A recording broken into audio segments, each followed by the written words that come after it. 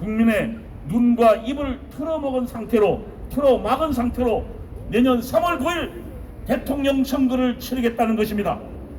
정권 연장을 위해 방역을 이용한 국민 협박을 계속하겠다는 것입니다. 국민혁명당이 문재인 정권의 코로나19 방역을 방역 독재라고 부르는 이유입니다. 셋째, 국민의 자유와 생존권을 압살하는 봉쇄를 풀고 싱가포르 모델처럼 개인 위생과 중환자 관리에 집중하는 생활 방역 체계로 전환하여야 한다고 전문가는 말하고 있습니다. 김윤 교수는 새로운 방역 체계가 필요한 이유를 영국의 예를 들어서 설명했습니다. 지난 7월 현재 영국이 2차 접종까지 완료한 인구의 비율이 50%이고 1차 접종을 마친 비율이 70% 정도인데 델타 변이 때문에 하루에 3만 명이 넘는 환자가 발생하고 있습니다. 백신을 접종하면 집단 면역이 되고 마스크를 쓰지 않아도 확진자가 생기지 않는 옛날로 돌아갈 수 있을 거라 생각하지만 실상은 그렇지 않다는 얘기입니다. 김윤 교수는 현재 방역 시스템을 코로나와 공존하는 시스템, 그러니까 싱가포르 모델에 점진적으로 가까이 가는 방식으로 바꿔가는 게 더 바람직하다며 이제는 봉쇄 방역에서 싱가포르처럼 개인 위생과 중환자 관리에 집중하는 방역 체계로 넘어가야 한다고 재차 주장했습니다. 방역 체계를 바꾸는 것을 고려하겠다고 하였습니다. 그러나 저는 분명히 말할 수 있습니다. 10월 초까지 1차 접종률 70%를 달성해도 확진자 수는 떨어지지 않을 것입니다.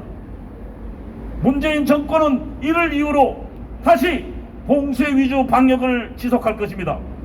그리고 대통령 수를 앞두고 검사자 수를 대폭 줄일 것입니다. 아시지만 검사자 수를 줄이면 확진자 수는 줄어듭니다. 그러면 검사자 수를 대폭 줄이면 확진자 수는 큰 폭으로 줄어들 것입니다. 그리고 다시 지난 총선에서 재미를 보았던 것처럼 국민 위로금이라는 국민에 대한 선거 매수를 시도할 것입니다. 결국 문재인 정권은 방역을 이용하여 내년 3월 9일 대통령 선거를 통해 집권을 연장하겠다는 것입니다. 문재인 정권은 어제 9월 3일 코로나19 방역 4단계를 10월 초까지 유지한다는 방침을 발표하였습니다. 10월 3일까지 수도권 4단계, 비수도권 3단계인 현재의 봉쇄 위주 방역 정책을 지속하겠다는 것입니다. 현행 거리두기를 한 달간 연장한다고 하였습니다. 그동안 2주 간격으로 거리두기를 발표하여 희망 고문을 하더니 이제는 아예 한 달 간격으로 바꿨습니다. 식당과 카페에 대해서는 마치 큰 선심을 쓰는 것처럼 생색을 냈습니다. 수도권은 점심과 저녁에 6명까지 모임을 허용한다는 것입니다. 모임을. 그것도 2차 접종자를 포함해서입니다.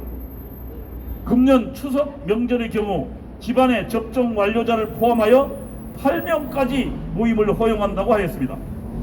그러나 고향으로 가는 교통수단은 대폭 줄였습니다. 대부분 열차를 이용하는데 좌석 판매를 절반으로 줄였습니다. 열차편과 좌석을 줄이면 고향으로 가는 방법은 차량을 이용하는 길밖에 없습니다. 철도 이용객이 차량 이용으로 전환되면 고향 가는 길은 지옥이 될 것입니다. 결국 문재인 정권은 고향 가지 말라는 것입니다.